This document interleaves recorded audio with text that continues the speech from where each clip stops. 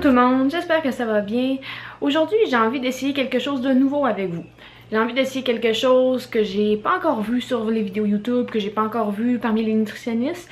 Dans le fond, j'ai envie de faire une vidéo où est-ce que je vous partage mes favoris ou mes découvertes du moment dans le domaine de la nutrition. Donc, que ce soit des articles scientifiques, que ce soit des articles de journaux, que ce soit des recettes, que ce soit des aliments. J'ai envie de juste vous les partager via l'entremise d'un petit vidéo, quelque chose de très court où est-ce que je vous fais part de mon opinion professionnelle ou même aussi mon opinion personnelle. Parce qu'il ne faut pas oublier que Facebook, les médias sociaux, c'est aussi un endroit où on peut partager nos opinions personnelles. Donc, sans tarder, allons voir ce qui a retenu mon attention cette semaine. La première chose qui a vraiment attiré mon attention cette semaine ainsi que les 2-3 dernières semaines, c'est la fameuse étude qui a été effectuée chez les participants de l'émission Biggest Loser, ou bien l'émission Qui perd gagne en français. En fait, c'est une étude qui a été effectuée auprès de 14 participants de cette fameuse émission-là.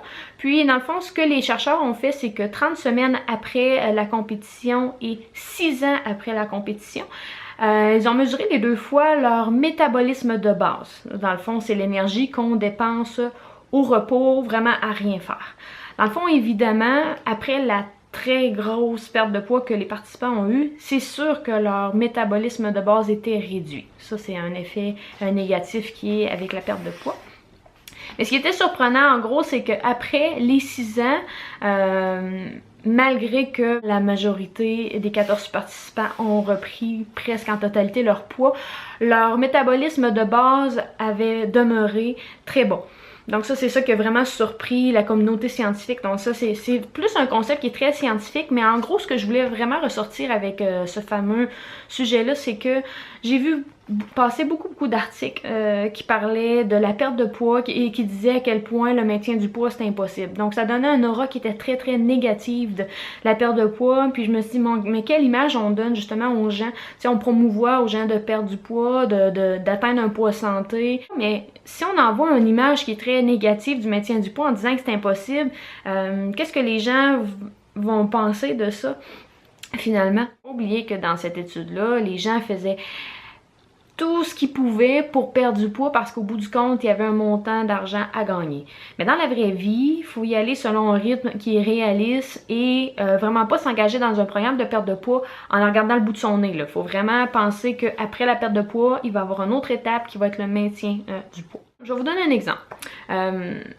Bon, c'est sûr que c'est pas le meilleur exemple parce que c'est un exemple qui est personnel, mais quand même, je vais vous le donner parce que ça reflète quand même un cas. C'est un cas qui est moi-même. En fait, dans le fond, moi, je suis quelqu'un qui est la preuve même que le maintien du poids, ça peut fonctionner à long terme. Plus précisément, moi, à l'âge de 16 ans, j'étais quand même en surpoids, presque en obésité, là, surpoids très important. Bon, je mesure environ 5 pieds 2-3. Puis, je pesais presque 200 livres. Donc, pour ma grandeur, c'est quand même assez lourd.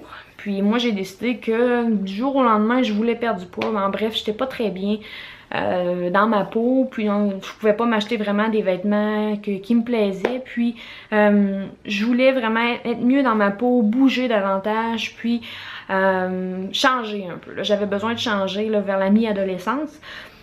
Donc moi ce que j'ai fait, j'ai tout simplement pris le guide alimentaire canadien. Et oui, le fameux guide alimentaire canadien. J'ai commencé à changer mon alimentation. J'ai pas eu l'encadrement de professionnel, pas du tout. J'ai vraiment fait ça par moi-même. J'ai commencé à bouger, manger mieux, mettre un peu de côté les fameuses cochonneries, la malbouffe. Puis mon poids, il a descendu, ça n'a pas été long. Dans à peu près 1 an, j'ai perdu 60 livres, environ 60 livres, même un petit peu plus, puis ça a été de façon très saine. J'ai jamais eu des comportements alimentaires qui étaient très néfastes, là. J'ai vraiment fait ma perte de poids de façon saine. Puis après ça, le maintien du poids, il s'est fait naturellement. J'ai continué d'être très active, de manger très bien, de faire attention à ce que je mangeais. Puis, même encore là, bon, à l'heure actuelle, c'est sûr que j'ai fait de la musculation, je fais du powerlifting, ce qui a fait en sorte que ma composition corporelle a changé, mais mon maintien du poids, j'ai réussi. J'ai pas fait de yo-yo, j'ai pas remonté, j'ai pas pris 20, 30, 45 livres, j'ai redescendu. Non, j'ai descendu un poids. Puis après ça, au fil du temps, j'ai maintenu ma saine alimentation, à faire de l'exercice. Puis, je l'ai gardé. Dans le fond, ce que je dis aux gens, ce que j'ai remarqué, puis je peux conclure de ça, c'est qu'il faut vraiment s'attendre à ce que quand on a terminé une perte de poids, il faut vraiment s'attendre à signer un contrat à vie. Dans le sens que, ok, vous avez terminé votre perte de poids, mais il faut vraiment dire que, ok, ben, à vie, je vais continuer de bien manger. À vie, je vais continuer de faire de l'exercice, de faire attention à moi-même et de porter une attention particulière. Parce qu'il ne faut pas oublier que justement ce gras-là qui est perdu, nos cellules sont pas parties, les fameuses cellules de gras sont encore là. Puis tout ce qu'elles veulent, c'est envoyer des signaux pour reprendre le poids qui a été perdu. Donc c'est toujours un petit combat qu'on fait, contre nous-mêmes, mais c'est pas impossible en soi parce qu'il y en a des histoires de gens qui ont réussi à maintenir leur poids. Il faut juste être vigilant, puis si besoin, puis même je vous le recommande, d'être encadré par un professionnel de la santé, que ce soit un nutritionniste, un kinésiologue pour l'exercice. Faites-vous encadrer, demandez de l'aide.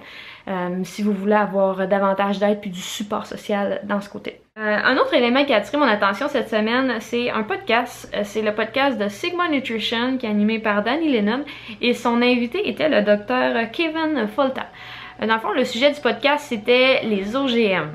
Dans le fond, et tout ce qui est les modifications génétiques dans notre alimentation.